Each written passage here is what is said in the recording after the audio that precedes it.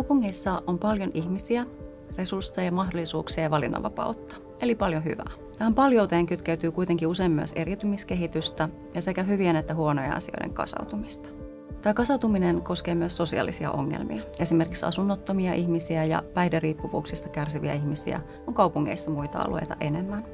Kaupunkiteologinen tutkimus tarkastelee muun muassa näitä ongelmia ja erityisesti toimintaa, jolla niistä kärsiviä ihmisiä pyritään tukemaan. Tässä tuessa keskeisiä on uskonnolliset yhteisöt ja arvopohjaiset kansalaisjärjestöt, joiden varassa monet hyvin keskeiset palvelut, kuten ruoka-apu ja matalan kynnyksen päiväkeskukset on. Niissä toteutuva kohtaaminen ja mahdollisuus kokea yhteisöllisyyttä on inhimillisiä perustarpeita, joihin kaikilla ihmisillä pitäisi olla oikeus. Mun omissa tutkimushankkeissa olen tutkinut muun muassa sitä, miten nämä perustarpeet kaupungeissa toteutuu ja miten ne voisi toteutua vielä paremmin kaikille ihmisille.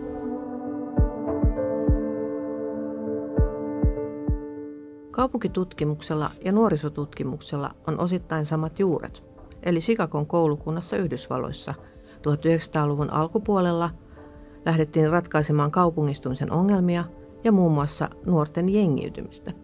Sittemmin nuorisotutkimus on lähtenyt omille teilleen, mutta nuoria on tutkittu kaupunkitilassa monesta näkökulmasta. Jengiytymisen teemaan palataan edelleen tänäkin päivänä, vaikka tutkijat ovatkin huomattavasti muita kriittisempiä suhteessa siihen, esiintyykö jengejä tänä päivänä ollenkaan, vai onko ilmiö niin sanotun moraalisen paniikin luomaa. Lisäksi tutkitaan esimerkiksi sitä, mitä kaupunkitila nuorille merkitsee, miten eri nuoret käyttävät kaupunkitilaa omiin tarkoituksiinsa ja kuinka paljon heillä on kaupunkipääomaa.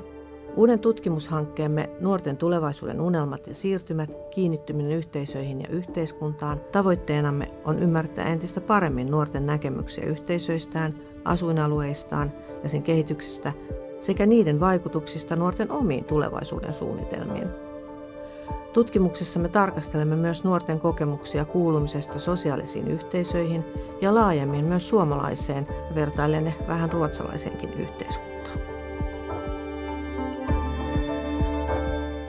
Väestön ikääntyessä kaupungeissa asuu yhä enemmän eläkeikäisiä ihmisiä. He eivät kuitenkaan ole yksi yhtenäinen ryhmä, vaan joukko erilaisia kaupunkilaisia erilaisine elämäntapoineen ja tarpeineen. Digitalisaatiosta huolimatta kaupunkitila on eri ikäryhmien, myös ikääntyneiden sosiaalisen vuorovaikutuksen tärkeä paikka.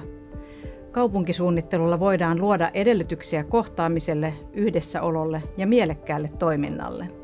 Kaiken ytimessä ovat asumiseen liittyvät ratkaisut, joita tulee kehittää entistä paremmin vastaamaan ikärakenteen muutoksen tuottamia tarpeita. Tutkimuksessani olen havainnut, että ikääntyneillä kaupunkilaisilla voi olla vaikeitakin sosiaalisia ongelmia siinä missä muillakin ikäryhmillä. Ikääntyneiden syrjäytyminen on ilmiö, joka on kaupunkiympäristössä ja palveluissa yhä enemmän näkyvissä. Kaupunkisuunnittelulla ja toimivilla palveluilla voidaan luoda edellytyksiä hyvälle elämälle, hyvälle vanhuudelle kaupungissa.